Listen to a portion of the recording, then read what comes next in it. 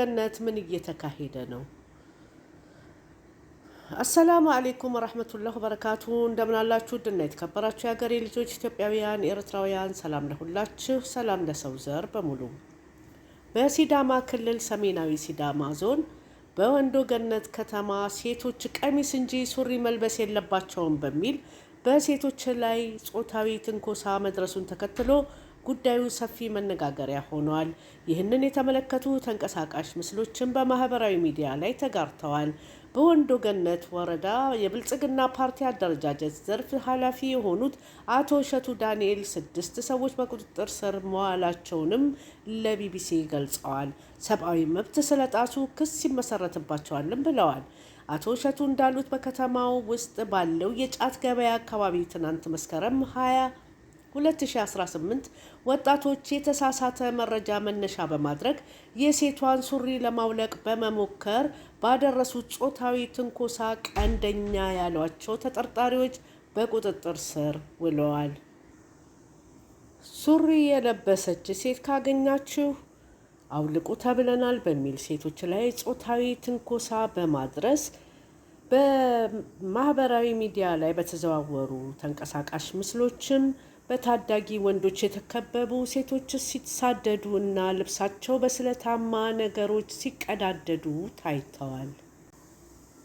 የጫት ገበያ 11 ሰዓት ስለሚደራ የጫት ገበያ ሙቀት በሚመስል መልኩ ነው የተነሳው፣ ሰው ግር ብሎ ነበር ብለዋል አቶ እሸቱ። በማህበራዊ ሚዲያ በስፋት የተዘዋወረውን ተንቀሳቃሽ ምስል አስመልክተው ማህበራዊ ሚዲያ ላይ የተለቀቀችውን ልጅ ማሳደድ ሲጀምሩ ህዝቡ ተከላካይ ሆነ። ልጅቷን እያሳደዱ ሱሪ ለማውለቅ መሞከርና ሱሪ መቅደድ ነበር ብለዋል። እስከ 6 የሚደርሱ ቀንደኛ የሚባሉት ታስረዋል። ምርቃና ብቻ ሳይሆን አደንዛዥ ነገርም ስለሚጠቀሙ በራሳቸው ፈጥረው የጀመሩት ወሬ ነው፣ ከማንም ያገኙት መረጃ አይደለም ሲሉም አክለዋል።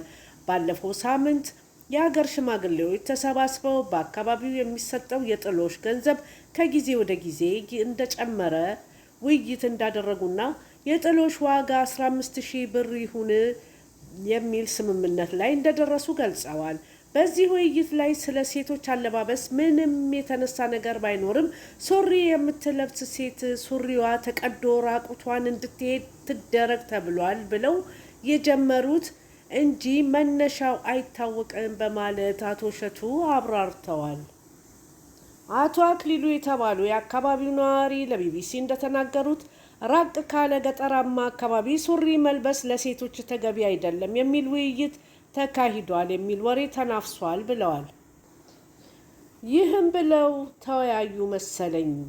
እዚህ ዱርዬዎች እሱን ሰምተው ነው ወንዶ ገነት ከተማ ውስጥ ችግር የፈጠሩት። የከተማ ቦዘኔዎች ናቸው፣ የሚረቡ ልጆች አይደሉም ሲሉም አክለዋል።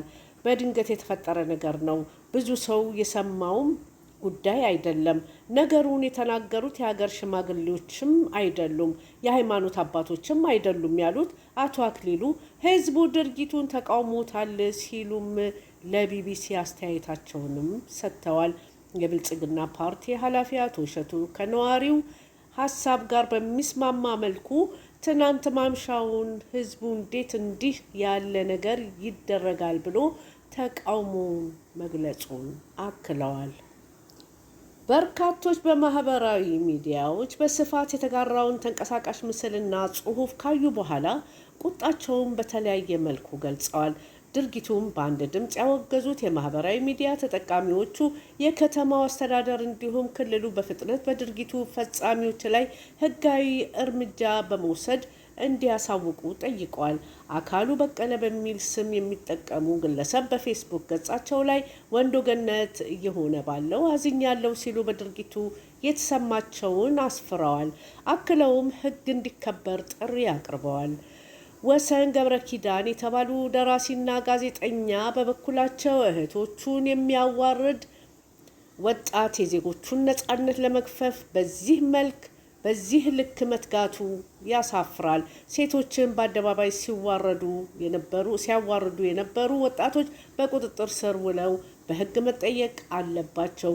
ይህ አጸያፊ ድርጊት ወደ ሌላ ክልል ተዛምቶ የከፋ ችግር ከመከሰቱ በፊት በይፋ ኃይል ሊባል ይገባል ሲሉ ሀሳባቸውን በፌስቡክ ልጥፋቸው ላይ አስፍረውታል። ምናሴ ዋቆ ጉደታ የሚባሉ ሌላ ግለሰብ በበኩላቸው የክልሉ መንግስት ይሄን አስነዋሪ የወንጀል ድርጊት አስቆሞ ወንጀለኞቹን በሕግ ይጠይቅልን፣ የተፈጠረውንም ነገር በጥንቃቄ መርምሮ በግልጽ ያስረዳን ሲሉ ረዘም ያለ አስተያየታቸውንም አጋርተዋል። የሰብአዊ መብት ተሟጋች የሆነው ኢያስፔድ ተስፋዬ በበኩሉ እንደ ኢትዮጵያ ባለ ሀገር ውስጥ ግብረ ገብ ማለትም ሞራልና ግብረ ገባዊ ፋይዳ ሞራል ቫሊዩ መመንጨት እና መተግበር ያለበት ከባህል፣ ከሽምግልና፣ ከሃይማኖት ወዘተ ሳይሆን ከመንግስት ሊሆን እንደሚገባው ከዚህ በላይ ማሳያ የለም ሲል ሀሳቡን በፌስቡክ ገጹ ላይ አጋርቷል። ጦማሪና የሰብአዊ መብት ተሟጋቹ በፍቃዱ ኃይሉ በበኩሉ የወንዶ ገነት አስተዳደር በፌስቡክ ገጹ ላይ በድርጊቱ ላይ የተሳተፉ በቁጥጥር ስር መዋላቸውን መግለጹን ተከትሎ የወንዶ ገነት መስተዳድር ድርጊቱን አውግዞ ተሳታፊዎቹን ለፍርድ እንደሚያቀርብ አሳውቀዋል። ውሳኔው ከፍጻሜ እንደሚደርስ ተስፋ እያደረግኩ ለእርምጃው ምስጋናዬን እገልጻለሁ ብለዋል። የወንዶ ገነት ወረዳ የብልጽግና ፓርቲ አደረጃጀት ዘርፍ ኃላፊ አቶ እሸቱ በበኩላቸው የሀገር ሽማግሌዎች ውይይት ካለባበስ ጋር እንደማይገናኝና ስለ ጥሎሽ ያደረጉትንም ንግግር ለሕዝብ ይፋ እንዳላደረጉ ገልጸዋል። ከባህል ወይም ከሽማግሌዎች ንግግር ጋር የተያያዘ ሳይሆን ልጆቹ ዝም ብለው ሱሪ አውልቁ ብለው ነው የጀመሩት። ሽማግሌዎችም አልተወያዩም። ሱሪ ልበሱም አትልበሱም አልተባለም። ሱሪ መልበስ ሰብአዊ መብት ነው።